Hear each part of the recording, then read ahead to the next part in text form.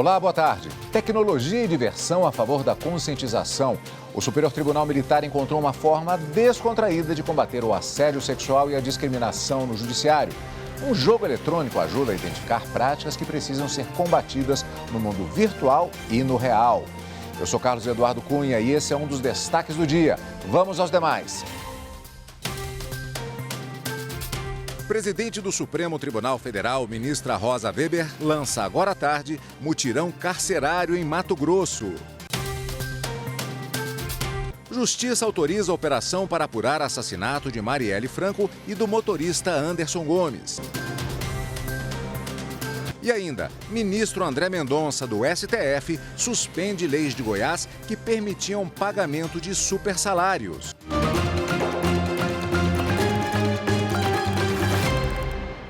Hoje, a presidente do Supremo Tribunal Federal e do Conselho Nacional de Justiça, ministra Rosa Weber, inicia a agenda de visitas ao novo modelo do mutirão carcerário em Mato Grosso. A agenda da ministra inclui outros 4 estados. O mutirão carcerário foi criado em 2008 pelo CNJ para garantir e promover os direitos fundamentais na área prisional e tentar minimizar o problema da superlotação. Até agosto devem ser revisados mais de 100 mil processos em todo o país. O lançamento do novo modelo de mutirão será realizado agora à tarde em Mato Grosso. A ação inclui visitas a unidades prisionais e reuniões com lideranças locais com a equipe do programa Fazendo Justiça do CNJ, nos estados do Rio Grande do Norte, Bahia, Minas Gerais e São Paulo. O novo mutirão carcerário do CNJ será realizado de forma simultânea em todo o país. A ação repaginada foi possível por causa dos avanços tecnológicos que permitiram, por exemplo, o levantamento prévio de processos que devem ser revisados.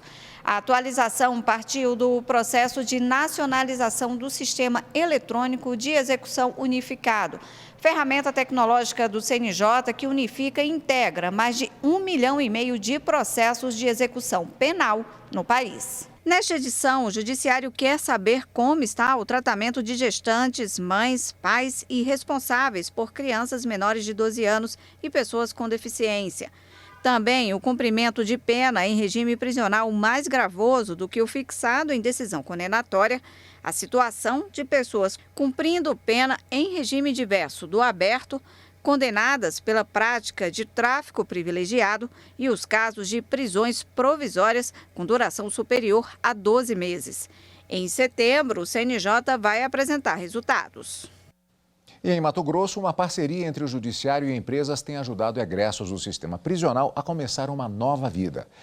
A repórter Fernanda Fernandes mostra como o acolhimento e o respeito mudaram a vida de Vanessa, uma pré-egressa e transexual que encontrou no ambiente de trabalho incentivo para continuar estudando.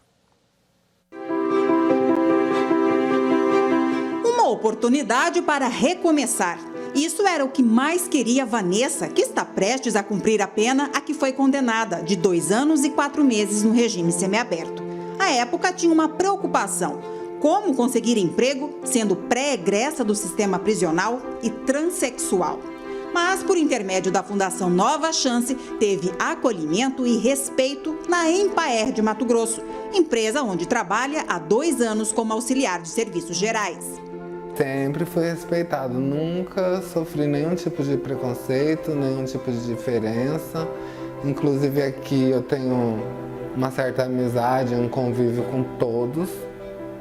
Quando eu preciso de alguma coisa, todos estão sempre dispostos a ajudar.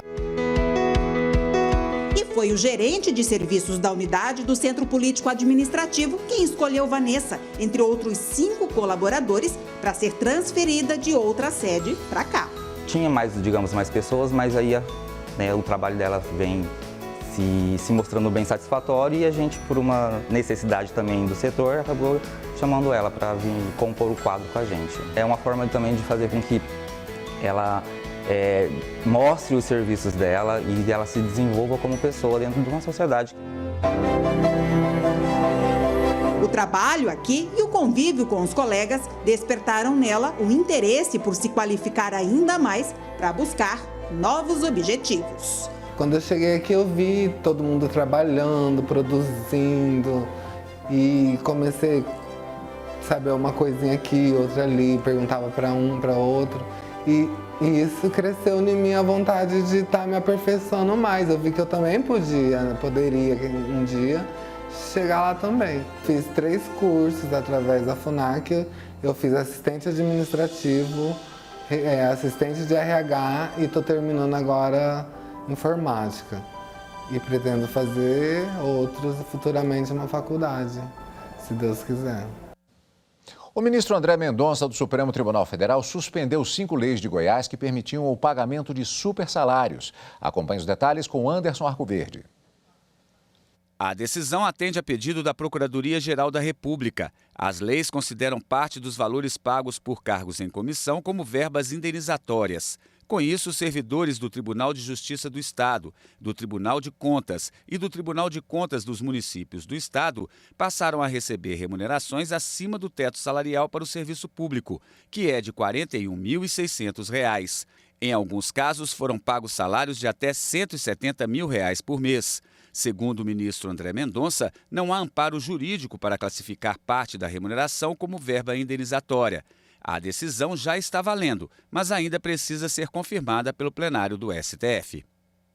A Justiça autorizou uma operação no Rio de Janeiro para investigar possíveis mandantes do assassinato da vereadora Marielle Franco e do motorista dela, Anderson Gomes.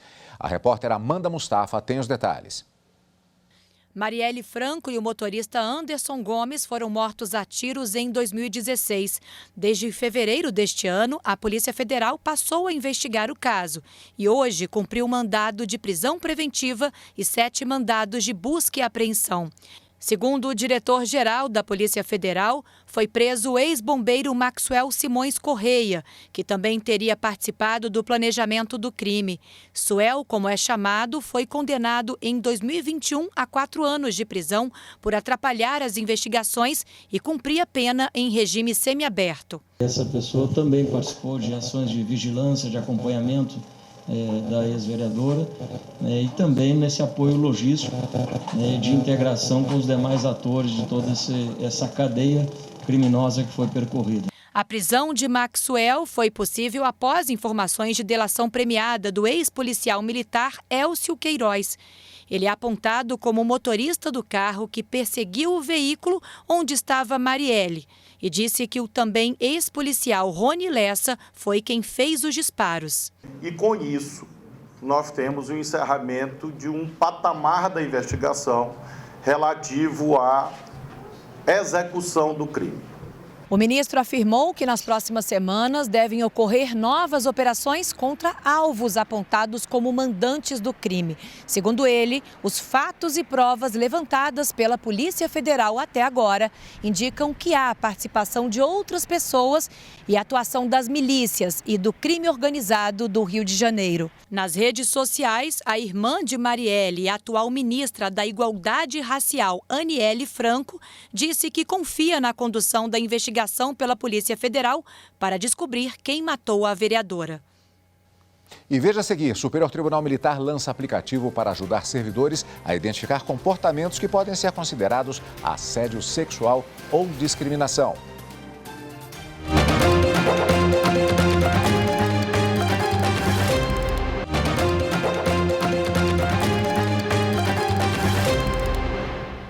Um jogo digital desenvolvido por técnicos e programadores da Justiça Militar aborda casos de assédio e discriminação no Poder Judiciário. É o aplicativo Respeito em Jogo. Você conhece? A repórter Amanda Mustafa conta pra gente. Quem guia o jogo é Pamela, nome dado à personagem que significa personal assistente mediadora na luta contra o assédio.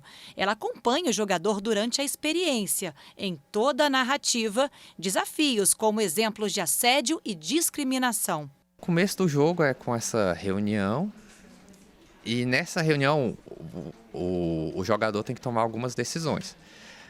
A primeira dela é quem ele vai chamar para a reunião. Aí, dependendo das escolhas, ele vai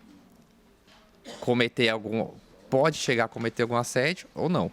E aí a história vai avançando nessa reunião. Vai ter o caso de alguém que vai fazer uma piadinha homofóbica, vai ter o caso de... vai chegar uma mulher afrodescendente com um turbante e vão fazer uma piadinha. E aí o jogador que está no caso do chefe, ele tem que decidir se ele vai intervir, se ele não vai. As situações são inspiradas em casos reais, comuns no ambiente de trabalho. No final do jogo, há um link para uma pesquisa, que a ideia justamente é ter um feedback dos usuários, o que eles estão fazendo ou não. Algo interessante que a gente percebeu é que muita gente não sabia que algumas atitudes eram assédio.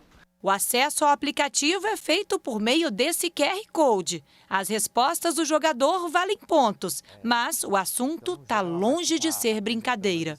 Segundo dados da Corregedoria Nacional de Justiça, só em 2021, mais de 50 mil casos de assédio moral e mais de 3 mil casos de assédio sexual foram ajuizados na Justiça do Trabalho, por servidores, trabalhadores terceirizados ou estagiários.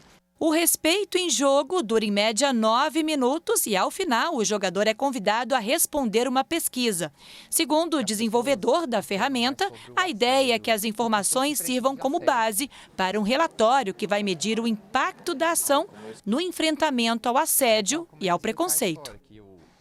E para falar um pouco mais dessa iniciativa e do combate ao assédio sexual e outras formas de desrespeito no ambiente de trabalho, nós conversamos agora ao vivo e de forma remota com Mariana Aquino. Ela é presidente da Comprev, Comissão de Prevenção e Enfrentamento do Assédio Moral e Sexual e Discriminação da Justiça Militar da União. Antes de mais nada, queria agradecer a presença da doutora aqui com a gente. Muito boa tarde. Boa tarde, eu que agradeço imensamente o espaço para poder falar sobre o jogo que nós desenvolvemos ali na Comprev. Uma forma lúdica de lidar com um assunto sério e, portanto, uma forma eficiente de educar também. Como é que surgiu essa iniciativa? Na verdade, a Comprev, a gente está sempre buscando formas de prevenir e combater o assédio. E aí, conversando com as pessoas, até nas reuniões que a gente faz, nas atividades que a gente promove lá na Justiça Militar, percebemos que muitos não sabiam conceitos de assédio e não entendiam quando uma situação era assédio ou não. E também percebemos que muitos achavam que algumas situações que eram assédio, de fato não eram. Então, percebemos que precisávamos criar uma maneira de ensinar essas pessoas, mas uma maneira que elas participassem ativamente também. E aí surgiu a ideia do jogo, que seria uma ferramenta lúdica em que a pessoa teria que raciocinar e se ver dentro de determinadas situações e verificar qual caminho seguir. Normalmente se imagina, uma aplicação desse tipo, a questão da vítima, a potencial vítima em situação de assédio, que às vezes a pessoa nem sequer sabe que está sendo assediada, apesar do desconforto. Mas parece que também há uma identificação de que às vezes pessoas em posição de chefia acham que determinadas brincadeiras, elas seriam apenas isso, brincadeiras, e descobrem por meio do sistema, por meio do programa, que não é bem assim. Exatamente, isso é bem importante da gente pontuar, porque a sociedade está mudando, está evoluindo e nós estamos discutindo mais essas questões. Mas antigamente, brincadeiras que eram aceitáveis, hoje em dia não são. Elas são inaceitáveis no ambiente de trabalho, elas podem gerar, além de um desconforto, podem configurar um assédio, podem configurar uma discriminação. E é justamente essa ideia que a gente coloca no jogo. Porque o jogador, ele vai ficar ali, ele vai ter que raciocinar que caminho seguir e muitas vezes, quando ele toma o caminho errado, ele vai entender que aquilo pode configurar um assédio ou uma discriminação. Então, além de educar as pessoas agora, né, dessa geração mais nova, que já vem com esse maior conhecimento, também é muito importante educar as pessoas de gerações anteriores em que brincadeiras assim eram aceitáveis. Isso foi uma demanda da própria Justiça Militar? Na verdade, não. A gente percebeu isso numa maneira geral e como eu faço parte do Comitê de Assédio no CNJ, nós sempre conversamos lá sobre maneiras diferentes de alertar e criar novos mecanismos para as pessoas poderem entender o que é o assédio, justamente nesse enfoque da prevenção. E aí, no STM, a gente sempre se reúne, a Comprev, né, e ficamos pensando, o que nós poderíamos fazer? Sempre fazemos webinários, seminários, só que é muito aquilo da pessoa estar recebendo a informação por meio de uma palestra. No aplicativo, é um jeito mais lúdico da pessoa pensar, poxa, mas aconteceu tal coisa, que caminho eu devo seguir? E a ideia também que a gente coloca é que a pessoa responda primeiramente de uma maneira que ela entenda correta e depois jogue novamente o jogo, que ele é um jogo relativamente rápido, mas jogue colocando as alternativas erradas para verificar o que pode acontecer. Porque no jogo a gente tem conceitos de racismo, de discriminação, de assédio moral, sexual, quais caminhos a pessoa pode adotar naquele sentido, quem ela pode comunicar aquele fato. Enfim, a gente tem também ali cursos que a Justiça Militar oferece, como ser um líder melhor, liderança participativa, enfim, é uma maneira geral da gente empregar vários conhecimentos por meio dessa ferramenta. É uma ferramenta que ela surge exatamente no seio da Justiça Militar, mas que ela pode chamar a atenção. É possível ter acesso ao aplicativo de pessoas que são de fora da Justiça Militar? Sim, inclusive, depois que eu apresentei o jogo, eu e o Diogo, né, que é o programador que inclusive palestrou aqui, deu entrevista aqui, depois que nós apresentamos o jogo lá no CNJ, houve uma procura para que o jogo fosse aplicado em outros órgãos do Poder Judiciário. E a ideia é justamente disseminar esse conhecimento. Então, a gente quis criar essa ferramenta e a ideia é que ela se espalhe e multiplique esse conhecimento em diversos órgãos. Então, foi um prazer poder contribuir justamente para as pessoas poderem entender e aplicar em qualquer esfera. Ainda há uma pesquisa que está sendo feita, inclusive, ao final do jogo há um questionário que é respondido. Isso poderá implicar em mudanças, aperfeiçoamentos na ferramenta? Sim. A gente teve o feedback de algumas pessoas, porque nós tivemos um evento na Justiça Militar, o Lidera aí, com gestores e servidores. E nós tínhamos um stand lá e pedíamos para as pessoas jogarem o jogo ali rapidamente. E eles já deram um feedback de maneira verbal, mas também tem esse feedback da pesquisa ao final do jogo. E muitos responderam dando algumas sugestões. Olha, eu acho que seria interessante colocar mais situações, seria interessante abordar mais questões de assédio moral. Enfim, é muito interessante para nós, porque a gente sempre pode aperfeiçoar a ferramenta. E é importante pontuar também que outros tribunais nos procuraram pedindo para criar uma realidade para o tribunal deles. Então, eu falei, olha, pode entrar em contato com o Diogo, né, que é da parte de informática, ele vai explicar como isso pode ser feito, e não tem problema algum adaptar para a realidade daquele tribunal. O importante, justamente, é a gente utilizar a tecnologia que está ali a nosso alcance, né, em benefício da justiça, em benefício da prevenção e combate ao assédio. Muito obrigado pela participação, parabéns pela iniciativa e sucesso na continuidade do trabalho. Muito obrigada, uma boa tarde. Boa tarde. E a seguir nós vamos falar de outro jogo virtual. Dessa vez a tecnologia é usada para ajudar a preservar o meio ambiente no Tribunal do Trabalho da 2ª Região. A gente volta em instantes.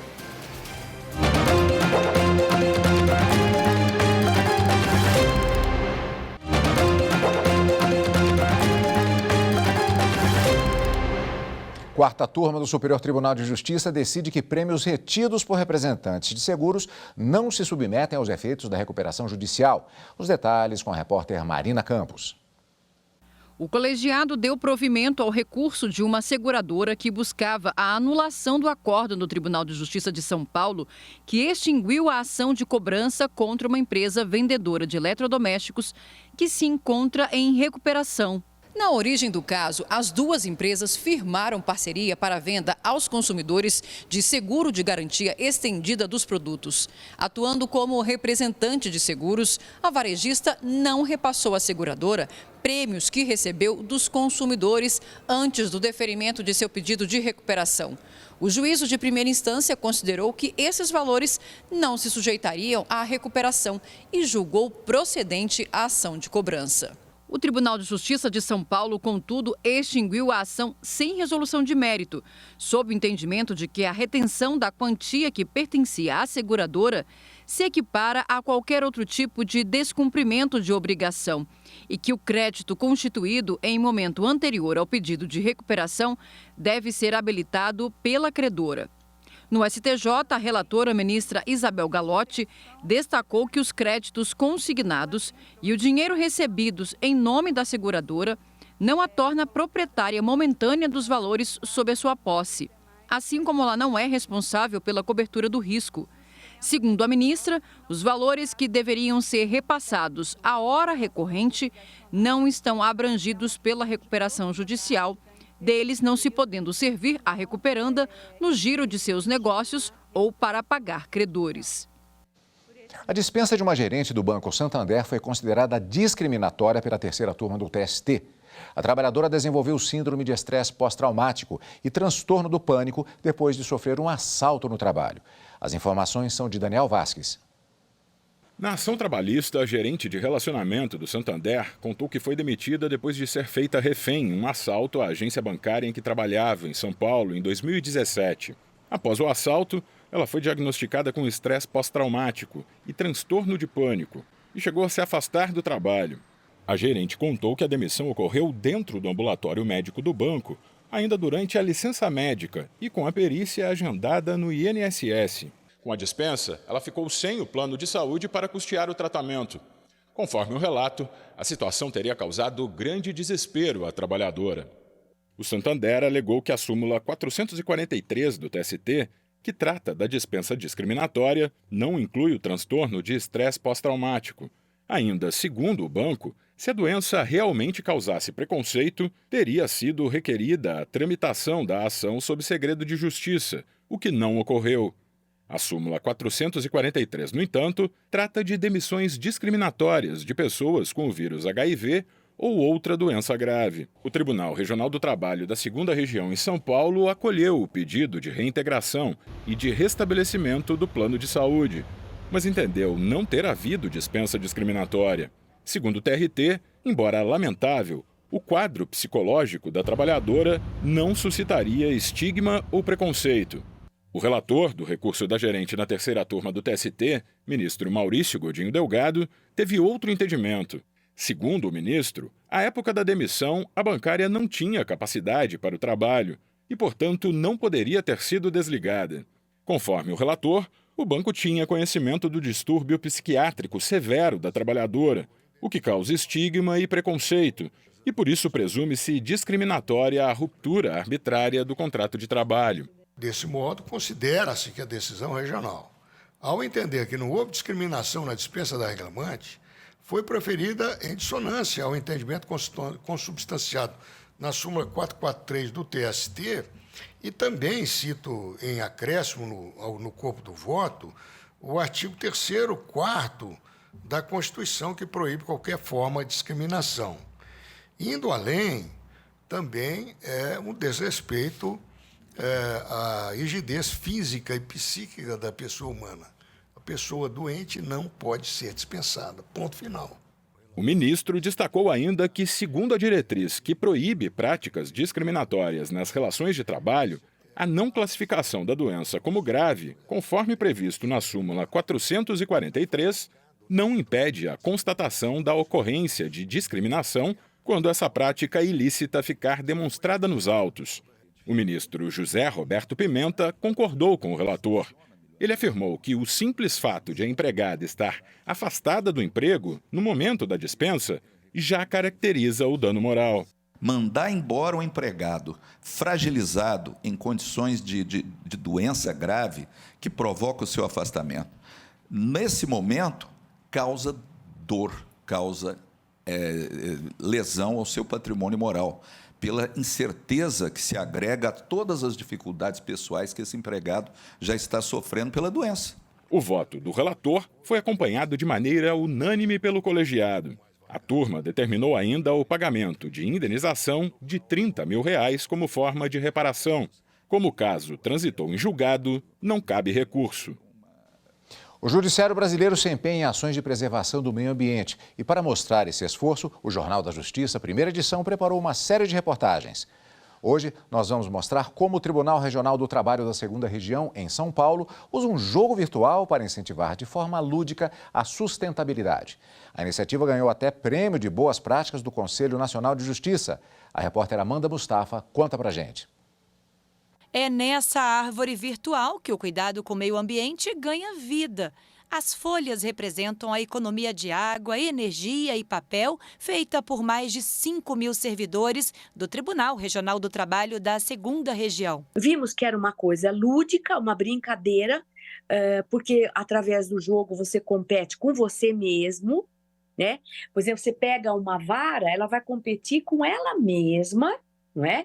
E também existe uma competição com as outras varas, com os outros prédios do nosso tribunal, né? As várias unidades abraçaram esse jogo e acharam uma forma ótima de não consumir tanto papel, água e energia elétrica, e deu certo. O resultado veio de forma imediata. Só em 2018, primeiro ano de implantação do jogo, a economia foi de quase R$300 mil.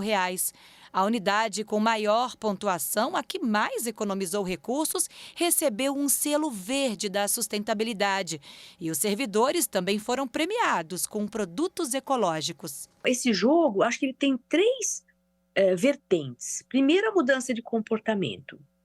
Segundo, os benefícios ambientais, porque esse benefício ambiental, ele refletiu na questão dos resíduos, né? Na questão da reciclagem, na questão de você realmente verificar, vamos dizer, inclusive de parcerias que nós fizemos com a cooperativa de catadores. Então, ele tem um benefício social que isso reverte em valores, em dinheiro, para essas pessoas que são menos favorecidas. Além de tudo, o benefício financeiro para o próprio órgão público, não é? Nós temos uma provisão de gastos e se o gasto não é feito, melhor para nós. Este ano, a iniciativa conquistou o reconhecimento de boas práticas do Conselho Nacional de Justiça, o Prêmio Juízo Verde 2023. E as ações de conscientização não param por aí. O Tribunal Paulista oferece curso para os servidores sobre as práticas de ESG, sigla em inglês que significa Ambiental, Social e Governança, e deve contar em breve com o uso de placas de energia solar. O Jornal da Justiça fica por aqui. Obrigado pela companhia, uma ótima tarde. Tchau!